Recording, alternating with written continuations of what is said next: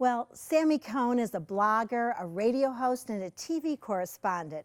Known as the Frugal Mom on Nashville's top-rated talk show, Talk of the Town, Sami hosts the nationally syndicated Family Money Minute and educates more than 1 million listeners every morning on the family-friendly morning show. She and her husband, Rick, have 2 children and live in a great city. They live in Nashville, Tennessee.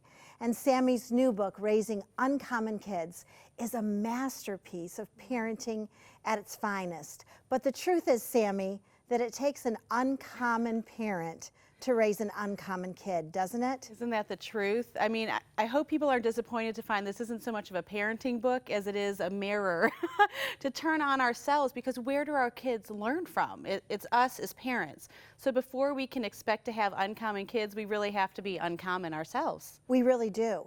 You know, we are the first taste of God that our parents ever get. Absolutely. And so we have to be so careful what we model to them. And that's true. And I say in the book, you know, lessons are caught, they're not taught. Right. And so if we're seeing an issue in our kids, and this is what happened to me, this is really the impetus for me writing the book, it's not my child's fault.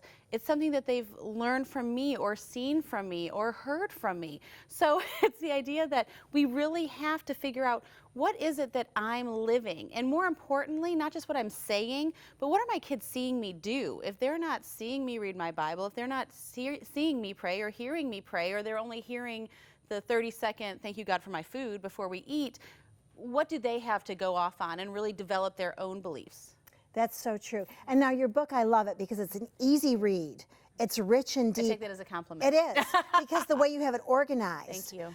But you talk about 12 characteristics that you need to incorporate into your life and into the lives of your children. So where did you come up with these 12 characteristics? Where did you find them? Well, in the Bible, Colossians 3, they're all Colossians 3, 12 through 17. There's some verses that I've really clung to since I've known Jesus, which hasn't been all my life. And they were so practical to me. And one of my pet peeves, if I can say it, is reading a book and I think, oh, that's great. But then how do I do it, right? You see, just like on social media, we see these things and it's like, oh, I would like my house to look like that, or I would like my kids to be like that, but how? So I really tried to make it easy and practical. So at the end of every chapter, there's a make it practical section to give you ideas, not that you have to do, but to jog your memory as a parent or as a grandparent or as a youth pastor for what you can do to actually put these principles into practice. Yeah, it's so powerful the way you do it. And you know, moms and dads are busy, so the way you phrase the takeaways is in bite-sized pieces is good. Okay, so 12 characteristics. I want to look at a couple of those together. Absolutely. So that you can comment on them. First of all, you start with love, and you say this: love is not a feeling, but it's a choice. Absolutely. Why did you start with love? Well, why not? I mean, at the root of everything is love, right? And so the book is about making, you know, helping our kids to be more selfless, more compassionate. But compassion is actually the 12th characteristic. It's the last one I talk about, because one of the problems I found in my own life is that I expect my kids to do these great things and these, you know, let's change the world and let's give up our birthday party to accept donations for a well in Africa. But we don't teach them what it means to love God or to, you know, be kind to their friends or their siblings. So it has to start with love, and love is God. Love comes from God. So we have to lay that as a foundation, or the rest of this isn't going to work, honestly. Right. If I speak with the tongue of men and angels, but have not love. So it all starts with love. And then your second characteristic is harmony. And I have to tell you, I loved this quote. We learn to choose joy instead of chasing it. I'm a big proponent of choosing joy. Right. It's hard. It's a really hard thing to do. And it's something that I think if I say anything more to my kids who are kind of in that tween stage right now, it's to choose joy. Because we're not always going to feel like loving, right? It's an action. You have to. We're not always going to be happy with everything that happens to us or that happens around us, but we can be content. And the sooner we can coach, this is a coaching technique for ourselves and for our families, the sooner we can coach our children to be content no matter what happens around us, you're going to find that they're not only more compassionate in their own circles, but then towards the world around them. And it's really a great life skill to give our children. It really is. Choosing joy is powerful. And another one you use is gentleness. Now, gentleness is a conundrum because you, honey, you are swimming upstream in our culture when you try to teach your kids how to be gentle. Right. Talk to us about gentleness. Well, and I can say too, you know, one of my words I'm focusing on this year is quiet. And if you've heard me laugh, I'm not quiet. But, you know, God doesn't want us to be quiet in terms of stuff. It's to be quiet in spirit. And gentleness is much of the same way. It's the idea of taking time to pause and reflect before we erupt. You know, in Ephesians 6, it talks about fathers, you know, do not enrage, do not embitter your children.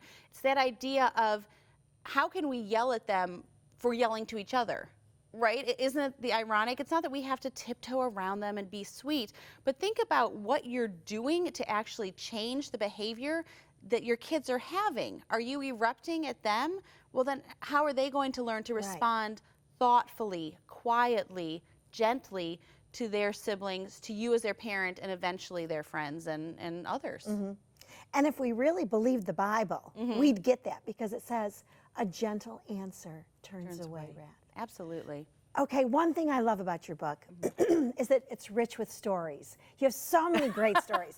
I practiced them a lot. Okay. I failed a lot. But I loved the story about your friend Diana Sumter. Yes. And what happened when she was on the phone. Yes. Tell Isn't us that that great? story. Great picture story. Well, first of all, I have to say, you know, my kids are not perfect. Okay, I love them dearly, and they are, I believe, uncommon kids. They're also 9 and 11. So I haven't seen every stage. So one thing I do in each chapter is bring in a mentor mom moment. So women that have been there, done that, everyone from Barbara Cameron and Barbara Rainey to Jackie Kendall, some really amazing women in the Word that can speak to those stages that I have not lived in.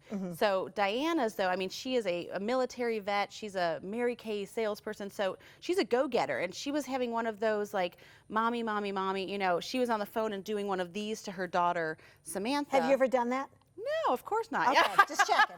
Just checking. We all have. You know, I think we've all been guilty of that. Not now, I'm doing something for you, right? And we have to at some moments. But the key is that when you're not intentional about what you're going to do, if you don't stop to communicate to your child, I don't care how old they are, you have to start young. Mommy has to make a phone call. Give me 15 minutes and then we will something. Or we're going to go into the store. I don't want you to ask for the candy or the magazines. We're going to have dinner when we get home. If you don't stop and deliver that expectation, you're just inviting crazy into your house. And the sooner that you can introduce that, the better, because then your kids will get used to it. Now, that's not to say you can't start at 13 or 15, but you might think, well, my child doesn't even talk yet. It's okay. You're putting in remember, this is for you. You're putting in the practice for you. But Diana had one of those moments where she just kind of went off on her daughter, and her mom said, why don't you talk to me as nice as you talk to those women that you talk to on the phone? And it just revolutionized her life. And she realized, wow, I'm not treating the person that I love the most even as nice as I treat these women that I sometimes hardly know. Right. And it really was that wake-up call that she needed to realize, I have to model this if I ever expect my child to walk in those steps. Again, the mirror comes out. Absolutely. And our children are our best mirror. They are, They're without a doubt. the best parts of us and sometimes the worst parts of us, honestly. So if you're not spending the time to look in the eyes of your child to see what's being reflected, then that's the first thing I'd really encourage you to do. Okay, now, one principle in the book that I loved was that it's your goal in life to raise good forgivers. Yeah. I think if we can raise good forgivers, they're going to be miles ahead emotionally in life. Talk to us about, how do you do that? How do you raise a good forgiver? Well, Jackie Kendall is the mentor mom in that chapter who has taught me, really, she wrote a book called Free Yourself to Love that was so impactful to me. But it's the idea that we don't have excuses no matter what's been done to you, whether, I could tell you, well, I've been a victim of sexual abuse, or I almost lost my marriage, and all those things may be true, but that doesn't give me the right to not forgive. Jesus died on the cross for all of us. He forgave all our sins. It wasn't, well, everyone but that one, or you know what, you can linger on that one for a while. No. We have to let it go, because then we're the prisoner. If we don't release it and if we don't forgive, we're the ones that are in jail. Now, here's the kicker. We can't control if other people receive it or not. That's not up to us, right? But when we choose to forgive, and I would also say it's not a one and done process. I don't know about you, but there's some times where I've said I forgive, but it hasn't stuck. So you have to really continually say, Lord, please help me forgive. Lord, I give this up to you. Hold those open hands. And then when you tell your child, even say, you know, I'm struggling with what this person did to you, or it hurts me that this person did this to our family or didn't keep that promise. But we're going to forgive them just like Jesus forgave us. And talk about it. I know we're supposed to, you know, go behind closed doors and pray once in a while, but you also have to pray openly with your child. Have a conversation with God in front of them so they know what to say. That doesn't always have to be pretty. It just needs to be real. Yeah. You know, just like choosing joy is a choice, choosing to forgive is a choice too. It's not a feeling. No. No. It can't be. No. It can't be, because then you rot inside. And that's why, like I said, with some of these make it practical suggestions at the end of each book, I hope I'm giving readers those, you know, tools to at least challenge you, not necessarily to do what I'm doing, but to think about why you're doing what you're doing. And then it gives you the idea of, well, I can do a little more, or I can tweak this a little bit. And sometimes you just need to shake things up to really, you know, make that change in your home. Yeah. Okay, so another characteristic you talk about is wisdom. Yeah. What is your definition of the word wisdom? Well, that's, you know, wisdom and knowledge, I feel like, are two different things. Sometimes we fill ourselves with knowledge, but we don't always act on it. So wisdom has this component of action involved, right? So it's the idea of not just knowing what's right or knowing who God is or what he says, but actually being able to exercise it in a way that's going to be beneficial to yourself and to your family and the community as a whole. In your chapter on wisdom, you talk about how important it is for parents not to rush in and fix things or rescue them. That it's sometimes wisdom to allow them to travel a difficult road. Isn't that the hardest? That's the hardest. It's, you know, Sammy, that's the hardest. I agree. And, you know, the focus, each chapter also has a focus where you can put this into practice. So we start with your heart at home, like we discussed, and then your attitude towards others, and then your influence in the world. And this falls into that attitude towards others section. And the prayer focus for that chapter is school choice, because it's been such a dilemma. You know, we've homeschooled, we've private schooled, we've public schooled, we've done it all. And Barbara Rainey speaks in that section about, you have to know, what are your values as a family. Don't focus so much on the task in front of you that you lose sight of your family's overall mission. And if you don't have a mission statement as your family, I really, really encourage you to come together and say, what do we want our family to be known for? Because then you can measure everything you do up against that to see, not is it just good for our family, but is it the best? And when it comes to school in particular, you'll find that you're not just choosing a school, but you're saying, what do we want our children to be known for? Well, if we want them to be known, as Barbara had said, for people that know people from across cultures and that are able to, you know, solve problems and work on their own, then public school was the right option for them, and we've chosen that as well. So it's hard not to keep your kids in a bubble, but they're not going to be in a bubble after they're out from under your roof. So are you going to be able to guide them while they're under your roof, or are you going to have to deal with that once they're out?